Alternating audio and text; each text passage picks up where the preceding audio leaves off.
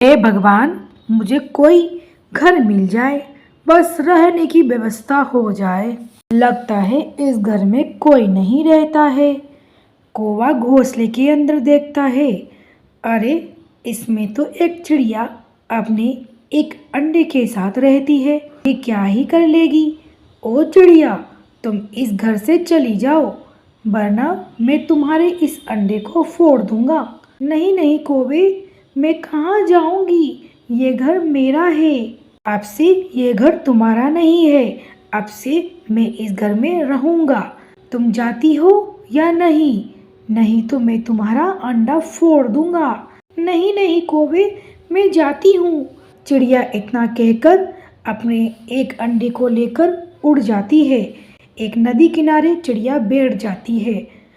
अब मैं क्या करूँ, मैं कहाँ जाऊंगी? चिड़िया ऐसी सोचते सोचते दूसरे जंगल पहुंच जाती है। मौसी, क्या मैं आपके घर रह सकती हूँ? ठीक है, तुम्हारे इस अंडे की वजह से मैं तुम्हें यहाँ रहने दे रही हूँ। बस तुम यहाँ 5 दिन ही रह सकती हो। ठीक है मौसी, 5 दिन में मैं अपना घोंसला बना लूँगी। इस रूम में तुम रह सकती हो। धन्यवाद मौसी।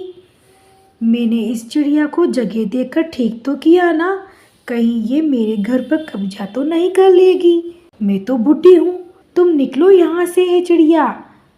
मौसी, मैं कहाँ जाऊँगी? नहीं नहीं, मैं तुम पर विश्वास नहीं कर सकती। क्या पता तुम मुझे इस घर से निकाल दो, मैं बुढ़ी कहाँ जाऊँगी। नीलू मौसी उस चिड़िया को घर से बाहर निकाल देती है। चिड़िया उड़ते उड़ते थक जाती है, एक पेड़ पर बैठ जाती है। तभी उसकी नज़र एक टूटे घोंसले पर जाती है। अरे लगता है यहाँ पर कोई नहीं रहता है। चिड़िया उस घोंसले में रहने लगती है। कुछ ही दिनों में चिड़िया का बच्चा बाहर निकल आता है। चिड़िया खुश हो जाती है। चिड़िया मन ही मन सोचती है, मैं इस घोंसले में ज़्यादा दिन नहीं रह सकती।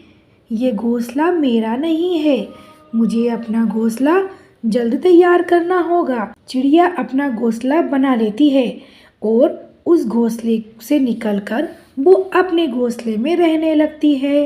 यह है पिंकी चिड़िया का घर और पिंकी चिड़िया ने 2 प्यारे प्यारे अंडे दिए हैं।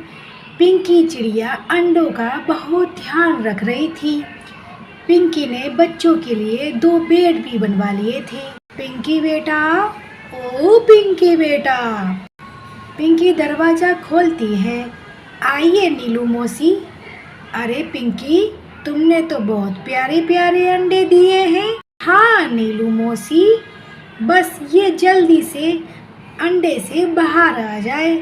अच्छा पिंकी, मैं चलती हूँ, मुझे तुम्हारे स्विमिंग पूल में नहाने जाना है। मैं भी अपने बच्चों को स्विमिंग पूल में नहलाया करूँगी। उधर नीलू मौसी स्विमिंग पूल के मजे ले रही थी। कुछ दिनों के बाद पिंकी चिड़िया के बच्चे अंडों से बाहर आ जाते हैं। अरे वाह, मेरे छोटे छोटे बच्चे अंडे से बाहर आ गए हैं। चलो मुझे नीलू मौसी के पास जाना होगा। नीलू मौसी बाहर आइए। नीलू मौसी, मेरे बच्चे अंडे से बाहर आ गए हैं। मैंने एक छोटा सा फंक्शन रखा है, आइएगा ज़रूर। ठीक है पिंकी बेटा। पिंकी चिंकी के घर जाती है। ओ चिंकी, चिंकी। हाँ पिंकी बोलो। चिंकी, मेरे घर मेरे फंक्शन रखा है। ठीक है, आना ज़रूर। हाँ बाबा, मैं ज़रूर आऊँगी, पर तुम अंदर तो आओ, चाय पी के जाओ। नहीं चिंकी, अब मुझे जाना होगा, बच्चे अकेले हैं। ठीक है पिंकी। पिंकी फंक्शन की तैयारी करती है, अच्छा खाना बनाती है। अरे आज तो पिंकी के घर फंक्शन है और मुझे बुलाया भी नहीं, इसका बदला तो मैं लेकर रहूँगा। काला तोता चील भाई के पास जाता है। ओ चील भाई। कौन है? मैं हूँ कालू तोता। अरे वाह, आज तो खाने का मजा आएगा, खुद खाना मेरे घर पर आया है। चील पंछी जैसे ही दरवाजा खोलता है और वो कालू तोता के ऊपर पंजे डालने वाला ही होता है कि कालू तोता बोलता है, आज पिंकी चिड़िया के यहाँ 2 बच्चे पैदा हुए हैं और आज फंक्शन भी है। सभी पंछी पिंकी के घर आएंगे। इधर सभी पंछी पिंकी के घर आ जाते हैं। सभी पार्टी में डांस करते हैं, एंजॉय करते हैं। पिंकी चिड़िया के बच्चे घोंसले में अंदर सो रहे हैं। अरे पिंकी, तुमने तो बहुत अच्छा खाना बनाया है, कहाँ से सीखा है?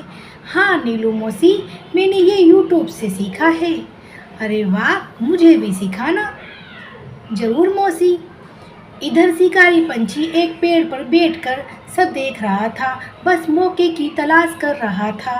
पिंकी चिड़िया थोड़ी देर के लिए घोंसले से बाहर जाती है, सभी के साथ डांस करती है। शिकारी पंछी जल्दी से अंदर चला जाता है और एक बच्चे को पकड़कर अपने घोंसले में ले जाता है। जैसे ही पिंकी चिड़िया अपने घोंसले के अंदर जाती है और जोर जोर से रोने लग जाती है। सभी पंछी आवाज सुनकर घोंसले के अंदर आ जाता है। पिंकी बेटा, क्या हुआ, क्यों रो रही हो? नीलू मौसी, मेरा एक बच्चा गायब हो गया है, पता नहीं कौन लेकर चला गया है। इधर कालू तोता उन सारे पक्षियों की बातें सुन रहा था और सोचता है, क्यों ना मैं इन सबको बता दूं कि इसका बच्चा चील पकड़कर ले गया है और सब मेरी तारीफ करेंगे और मुझे पार्टी में आने के लिए बोलेंगे। कालू तोता पिंकी चिड़िया के पास जाता है। पिंकी चिड़िया, तुमने तो मुझे पार्टी में बुलाया ही नहीं है।